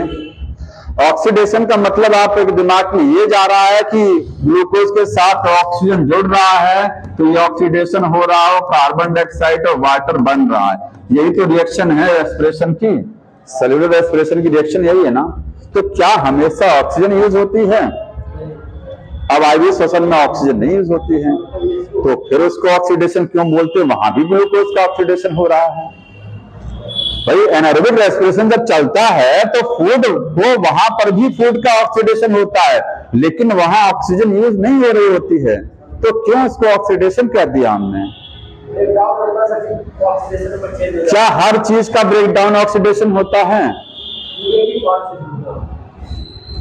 ऑक्सीडेशन केमिस्ट्री में पढ़े होंगे कि ग्लूकोज है, कोई भी सबस्ट्रेट है, कोई भी चीज है, वहां से अगर इलेक्ट्रॉन निकल रहा है वो भी ऑक्सीडेशन है। इलेक्ट्रॉन का निकलना, हाइड्रोजन का निकलना, अगर इसमें से हाइड्रोजन निकल रहे हैं तो भी ऑक्सीडेशन है, या ऑक्सीजन का जुड़ना। ठीक है, ऑक्सीजन ऐड हो रहा तो ठीक है, ऑक्सीडेशन तो है, लेकिन इलेक्ट्रॉन का निकलना या हाइड्रोजन का निकलना भी ऑक्सीडेशन होता है। इसलिए जब एनारोबिक रेस्पिरेशन होता है तो वहां ऑक्सीजन तो यूज नहीं होती है ना, नहीं होती है, तो फिर उसको ऑक्सीडेशन क्यों कहते हैं? क्योंकि ग्लूकोज से इलेक्ट्रॉन वहां पर भी निकलते हैं, भले ऑक्सीजन यूज हो रही है। ठीक है, वहां ग्लूकोज से हाइड्रोजन इलेक्ट्रॉन निकाले जाते हैं। समझ में आ रहा है? इसलिए वो भी क्या है, अब ग्लूकोज का ऑक्सीडेशन कितने तरीके से होता है, इसके मेथड देखिए। एक है कंप्लीट ऑक्सीडेशन। अगर ग्लूकोज पूरा तोड़ लिया तो कहेंगे ग्लूकोज का ऑक्सीडेशन कैसा हो रहा है, कंप्लीट। तो बताइए क्या बनेगा ग्लूकोज अगर कंप्लीट ऑक्सीडाइज हो जाएगा? कंप्लीट कब होगा जानना है? जब ऑक्सीजन आएगी। अगर ऑक्सीजन नहीं है, जिसको हम क्या कहते हैं, अवायवीय श्वसन, तो ग्लूकोज पूरा ऑक्सीडाइज नहीं होता है। ग्लूकोज पूरा ऑक्सीडाइज तब होता है जब ऑक्सीजन मिलती है उसको। तो कंप्लीट कब होगा? जब वो एरोबिक वाला केस पढ़ते हैं तभी कंप्लीट होता है। और उसमें बनता क्या है फिर? कार्बन डाइऑक्साइड और वाटर प्लस एटीपी बनते हैं। कितने एटीपी? वो 38 वाले। यही तो कंप्लीट है ना।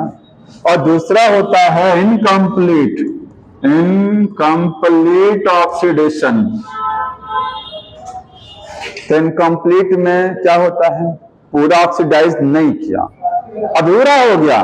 ग्लूकोज पूरा ढंग से टूट नहीं पाया, क्योंकि ढंग से टूटता है ग्लूकोज तो कार्बन डाइऑक्साइड और वाटर बनना चाहिए। यहां प्रॉपर वे में नहीं टूटेगा तो क्या बनेगा, ये कब होगा जानते हैं इनकम्प्लीट? कब होगा ये, कब इनकम्प्लीट ऑक्सीडेशन फूड का होता है? जब एनारोबिक रेस्पिरेशन, इसी को एनारोबिक बोलते हैं। ये ऑक्सीजन नहीं रहेगा। ये कौन सा केस है, एनारोबिक वाला केस है। यहां ग्लूकोज टूटेगा तो क्या बनेगा, या तो लैक्टिक एसिड बनेगा और या तो क्या बनेगा, इथेनॉल बनेगा और प्लस क्या बनेगा, CO2। एटीपी दोनों में बनेगा, ध्यान रखना है, दोनों केसेस में एटीपी बनेगा लेकिन कम बनेगा। भाई ये सब पढ़ चुके हैं आप, पढ़ भले नहीं है, बस यहाँ कल मैं इसको समझा रहा हूं, सब आपने पढ़ा हुआ है ये।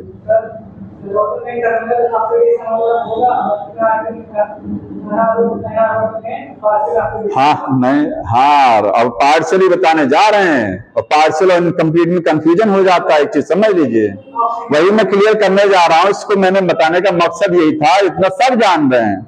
एक तीसरा टर्म था पार्शियल ऑक्सीडेशन, वो समझ लीजिए। पार्शियल ऑक्सीडेशन सबके नाम के आगे लगेगा, ध्यान रखना, ठीक है। बताइए, इनकम्प्लीट और पार्शियल में देखने में लगता है दोनों सेम वर्ड है। अधूरा है, पार्शियल भी थोड़ा थोड़ा है, इनकम्प्लीट अधूरा हो गया, मतलब पार्शियल से थोड़ा सा ज्यादा कह सकते हैं, पार्शियल से थोड़ा सा और ज्यादा ऑक्सीडाइज हो गया, वो हो गया इनकम्प्लीट। समझ में आया? अगर कोई चीज टूट रही है, थोड़ा सा टूटा पार्शियल, थोड़ा ज्यादा टूट गया, पूरा नहीं टूटा है, पूरा नहीं टूटा, थोड़ा ज्यादा टूटा है तो इनकम्प्लीट, पूरा टूट गया तो कंप्लीट। समझ में आया तीनों डिफरेंस? इसमें थोड़ा सा टूटेगा, इसमें ज्यादा हद तक टूटेगा लेकिन पूरा नहीं टूटेगा, इसलिए अधूरा रह गया ये, और वो पूरा हो गया। तो पार्शियल में होता क्या है, पार्शियल ऑक्सीडेशन ध्यान रखिए ये दोनों में है, एरोबिक में भी है और एनारोबिक, दोनों टाइप की रेस्पिरेशन में चलता है। लिखेंगे बोथ अभी मैं समझा रहा हूं, एरोबिक एंड एनएरोबिक रेस्पिरेशन। चाहे आप एरोबिक वाला पढ़ रहे हैं चाहे एनारोबिक वाला, दोनों में पार्शियल ऑक्सीडेशन होगा। यहां पर ग्लूकोज से क्या बनेगा, पायरुविक एसिड बनेगा, जिसको आप क्या कह सकते हैं, ग्लाइकोलाइसिस। इसी का दूसरा नाम क्या है, ग्लाइकोलाइसिस है। ग्लाइकोलाइसिस में ग्लूकोज टूटता तो है लेकिन पूरा नहीं टूटता, पायरुविक एसिड बनेगा और फिर वो पायरुविक एसिड आगे, ऑक्सीजन है तो आगे बढ़ेगा, नहीं तो वहीं से फ्यूचर डिसाइड हो जाता है। देखिए एक चीज सुन लीजिए, आप बताइए ग्लाइकोलाइसिस एरोबिक में होती है कि एनारोबिक में होती है? ऐसे देखिए, ग्लूकोज है, अगर ऑक्सीजन है तब भी ग्लाइकोलाइसिस तो चलेगा ही, तब भी ग्लूकोज टूटेगा, पायरुविक एसिड बनाएगा, पायरुविक एसिड बनेगा, और ग्लूकोज में के साथ अगर ऑक्सीजन नहीं मिली तब भी पायरुविक एसिड बनेगा। इसका मतलब क्या है, ग्लूकोज ये ऑक्सीजन का यूज यहां नहीं हो रहा है, ग्लूकोज से पायरुविक एसिड का बनना ग्लाइकोलाइसिस होती है, इसमें ऑक्सीजन यूज नहीं होती, यहां नहीं हो रही है, ठीक है, नेसेसरी नहीं है। दोनों केसेस में पायरुविक एसिड बनता, चाहे एरोबिक हो चाहे एनारोबिक। अगर ऑक्सीजन है तो एरोबिक चलेगा, और एरोबिक चलेगा तो ये पायरुविक एसिड आगे जाएगा और क्या बनाएगा, कार्बन डाइऑक्साइड और वाटर पे टूटेगा। अगर ऑक्सीजन नहीं है तो यहीं से ये क्या बना देगा, शॉर्टकट कर देगा, यहीं से शॉर्टकट ले लेगा और बना देगा या तो लैक्टिक एसिड या तो इथेनॉल बना के छोड़ देगा, इनकम्प्लीट हो जाएगा फिर। समझ में आ रहा है? तो ग्लाइकोलाइसिस तो दोनों में चलती है।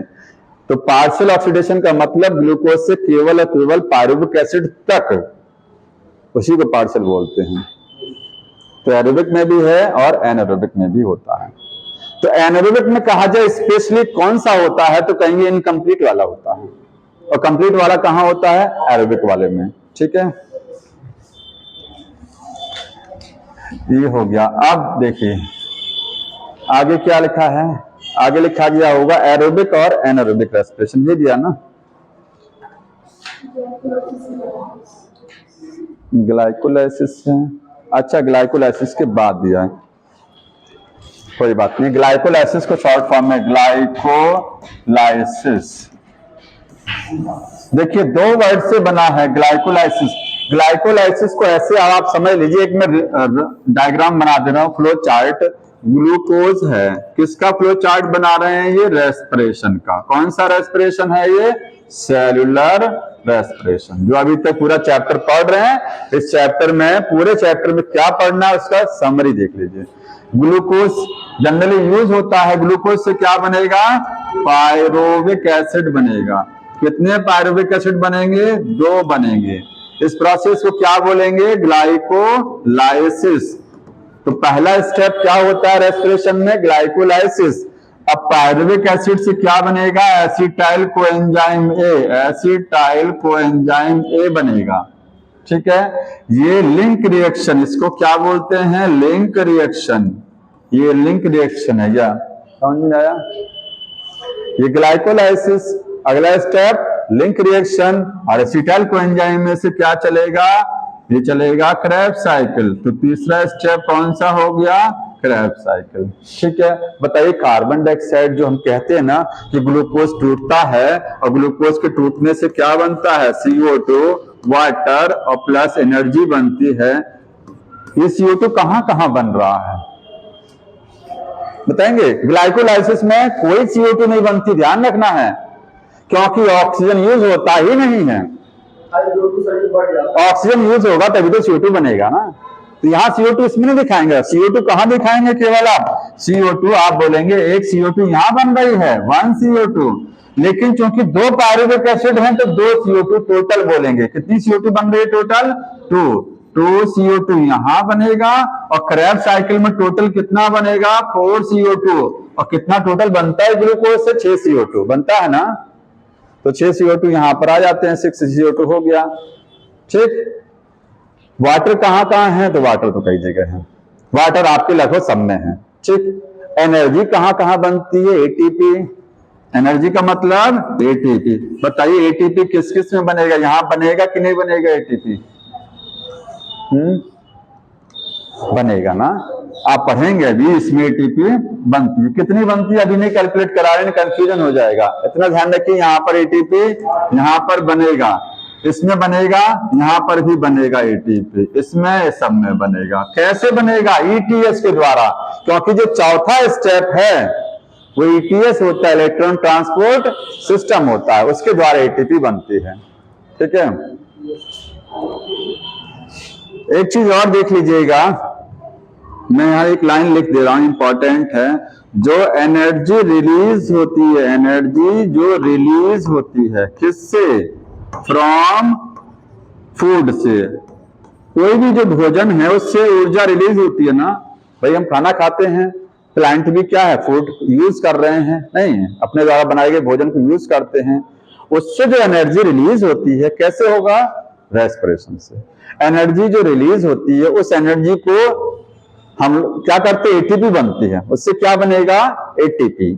तो ATP डायरेक्ट भी बन सकती है, ये चीज पढ़े ना, कुछ लोग पढ़े ना ढंग से, और वो जान रहे होंगे कि ATP डायरेक्ट भी बनती है। ग्लाइकोलाइसिस में 4 ATP डायरेक्ट बनती है। डायरेक्ट समझ रहे हैं? देखिए एनर्जी जो रिलीज हो रही है इससे क्या बनेगा? ATP बनेगा। ये ATP डायरेक्ट बन सकती है। दूसरा तरीका क्या है? इससे बनेगा NADH2 या FADH2। पता है ना, यहाँ NADH2 रिलीज होता है ना, ग्लाइकोलाइसिस में भी रिलीज होता है, आगे भी NADH2 और FADH2 कहाँ होगा? वो क्रेब्स साइकिल में होता है ना।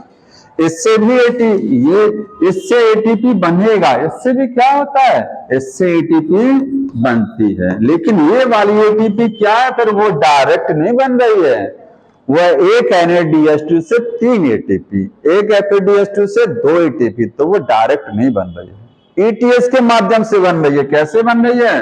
By ETS। और कुछ ATP डायरेक्ट बन जाती है।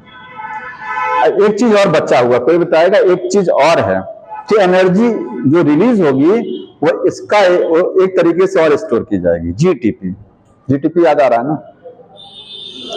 GTP पढ़े कि नहीं पढ़े हैं? एटीपी बन गया ग्लाइकोलाइसिस में। क्रेब्स साइकिल जब आप पढ़ते हैं तो बनता है जीटीपी, बनता है ना?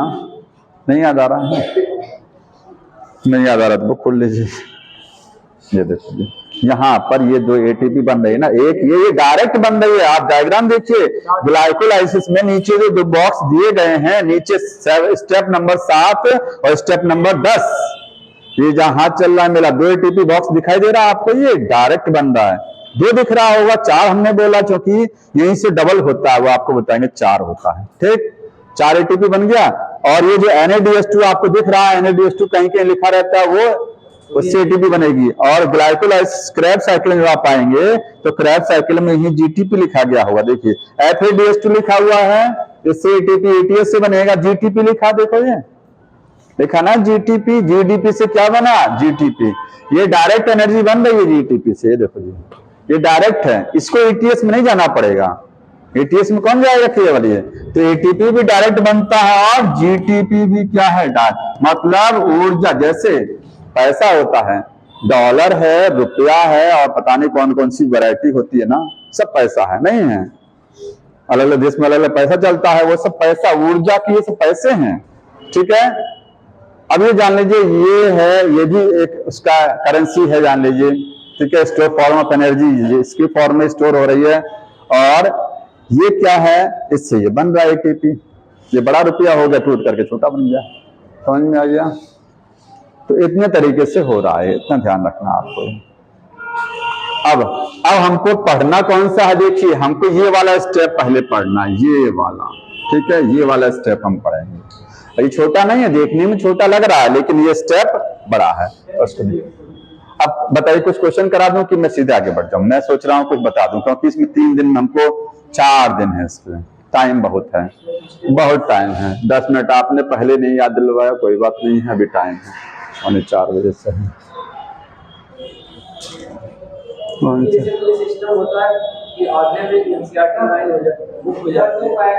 अब वो सिस्टम खोज के रखे रहेगा, जब जल्दी आ जाइए, हम तो समय से आते हैं, आप जल्दी आइए, सिस्टम में पूछ लीजिए सब। हाँ जल्दी बोलो जी। एटीपी वो नहीं आपकी जरूरत के ऊपर है। जो डायरेक्ट एटीपी बन गया, आप उसको कंज्यूम कर सकती है बॉडी। जो डायरेक्ट बन चुका है उसको बॉडी कंज्यूम कर सकती है।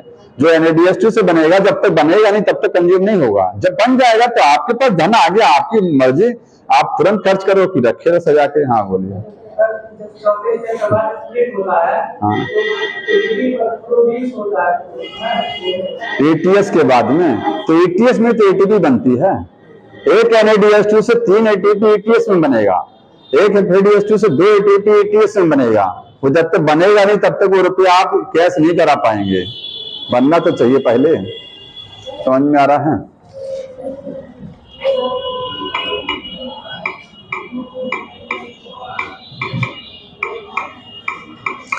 जिसके पास बुक है आप क्वेश्चन कर लीजिएगा। ठीक है, कहाँ गया? PLNPS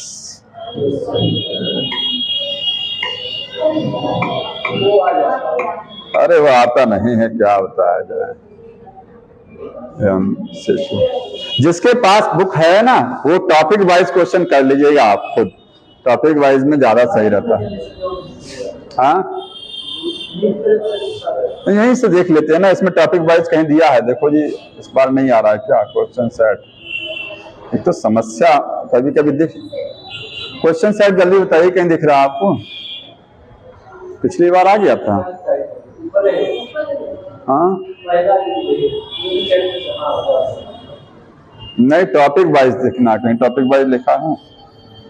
यहीं पर वो लिख के देता है, आप समझ नहीं पाए। देखिए, कभी कभी इसी में हो सकता है नीचे हो, मैं बढ़ रहा हूँ आगे, नीचे होगा यहाँ पे।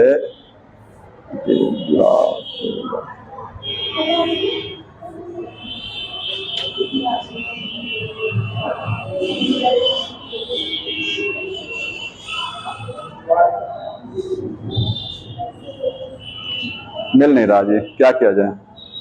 ऐसे बता दिया जाए इसी में से क्या कोई? हालांकि ये भी इन्होंने सीक्वेंस में दिया होगा। देखिए बताइए, एक क्वेश्चन एक दो बताइए जब तक।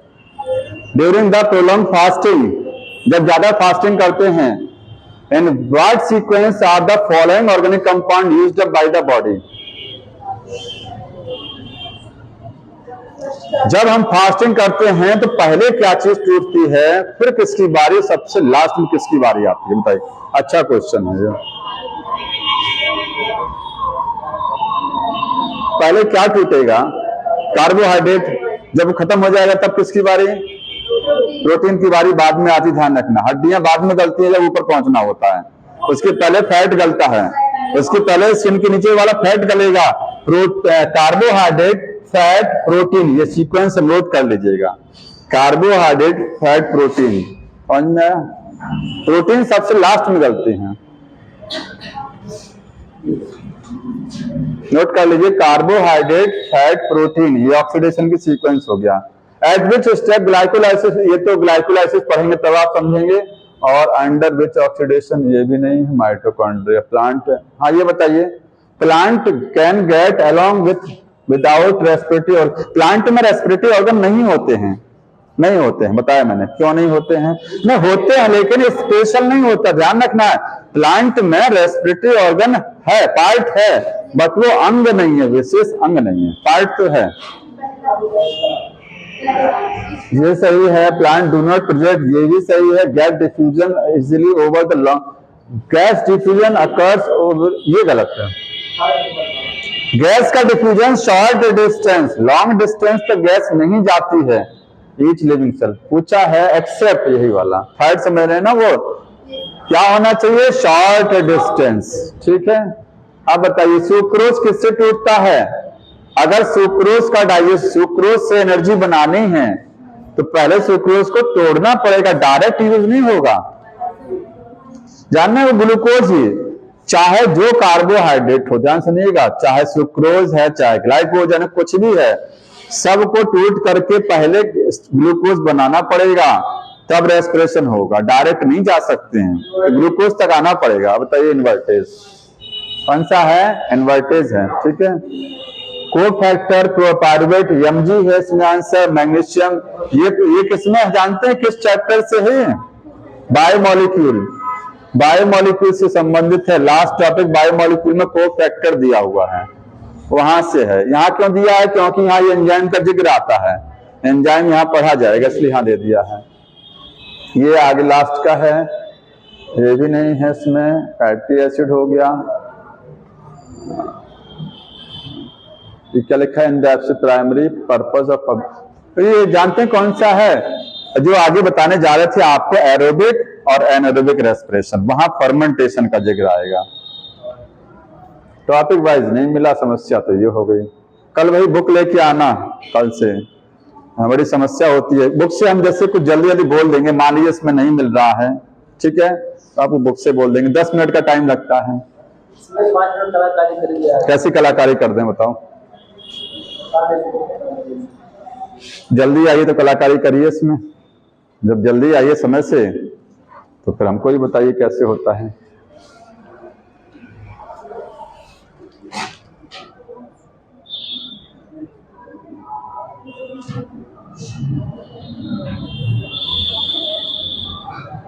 चलो ये बता दो जी, मिनी क्वेश्चन बैंक खुल गया एक। Energy release by the oxidation in the respiration, respiration में जो एनर्जी रिलीज होती है, can be use only carbohydrate as the, केवल कार्बोहाइड्रेट रेस्पिरेटरी सबस्ट्रेट के तौर पर यूज होता है। क्वेश्चन क्या, energy release by oxidation in respiration can use only carbohydrate as the, हाँ कार्बोहाइड्रेट से एनर्जी बन सकती। दूसरा है is release from free into the cell, energy cell में फ्री रिलीज हो जाती है। तीसरा is release in the single step. चौथा can not be use directly, directly use नहीं की जा सकती है। पूछा क्वेश्चन थोड़ा सा अजीब टाइप का, देख लीजिए। एनर्जी जो रिलीज हो रही है किसमें? ऑक्सीडेशन में। ऑक्सीडेशन होता कहाँ है? रेस्पिरेशन में, इतना जानते हैं। तो सीधा सा क्वेश्चन है कि एनर्जी जो रिलीज हो रही है ऑक्सीडेशन में, पहला ऑप्शन सुनिए, कैन यूज ओनली कार्बोहाइड्रेट, केवल कार्बोहाइड्रेट यूज किया तो ये गलत है, सब कई चीजों से होता है। ठीक है, is release free, energy cell में फ्री रिलीज हो जाती नहीं, एटीपी के तौर पे इकट्ठा रहती है, ऐसा एनर्जी को फ्रीली रिलीज नहीं किया जाता है। समझ में आया? तीसरा है is release in the single step, नहीं मल्टी स्टेप में। कैन नॉट यूज डायरेक्टली, ये सही है। एनर्जी को ग्लूकोज जो टूटता है उसकी एनर्जी को बॉडी डायरेक्ट यूज नहीं कर सकती है, उसको फ्री सेल में नहीं छोड़ा जा सकता। जैसे एक ग्लूकोज जब टूटता है तो 646 किलो कैलोरी, कितनी energy? 686 kilo calorie energy release होती है। वो एनर्जी सेल में ऐसे खुला नहीं छोड़ी जाती है, उसको एनर्जी को एटीपी बना करके तब स्टोर किया जाता है। तो ऑप्शन देख रहे हैं ना, वो सेल में ऐसे खुला नहीं छोड़ सकते एनर्जी को, ग्लूकोज की जो रिलीज हुई है उसको एटीपी बनाना पड़ेगा बॉडी को। और तीसरा ऑप्शन क्या था, उसको डायरेक्ट यूज नहीं कर सकते एनर्जी, हम एटीपी बना के यूज करेंगे। 4 नंबर सही हुआ ना, एनर्जी एटीपी के रूप में यूज की जाएगी। अगला देखिए, plant can get along without respiratory organ, what may be reason? Plant में रेस्पिरेटरी ऑर्गन नहीं होते हैं विशेष कोई, क्या रीजन है? ये पहला वाला सही है, बता दिया अभी आपको, ठीक है। समझ में आया ना? Plant do not present great demand, दोनों सही है। हाँ दोनों सही है, दोनों सही है ना। प्लांट का हर पार्ट अपनी ऑक्सीजन की डिमांड को खुद पूरा करता है, सही है, अभी बताया मैंने। Plant do not present great, उनको ज्यादा एनर्जी नहीं चाहिए, ये भी सही। और तीसरा क्या था, प्लांट में डिफ्यूजन शॉर्ट डिस्टेंस, कहाँ है? प्लांट डू नॉट, कौन सा वाला? Plant do not present great demand, नहीं, गैस एक्सचेंज का मतलब समझ रहे हैं? अरे भाई, अगर आपको एनर्जी प्लांट को कम चाहिए तो उसमें गैस का एक्सचेंज भी तो कम होना है। काहे कम ज्यादा ऑक्सीजन लेगा प्लांट जब उसको एनर्जी कम बनानी है? कहाँ लेता प्लांट ज्यादा ऑक्सीजन? हाँ दे रहा है ना, तो वो अलग चीज है। फिर वो रेस्पिरेशन कहाँ हुआ? फिर तो फोटोसिंथेसिस हो गया ना। वो जब प्लांट ऑक्सीजन देता है तो वो फोटोसिंथेसिस हो जाती है।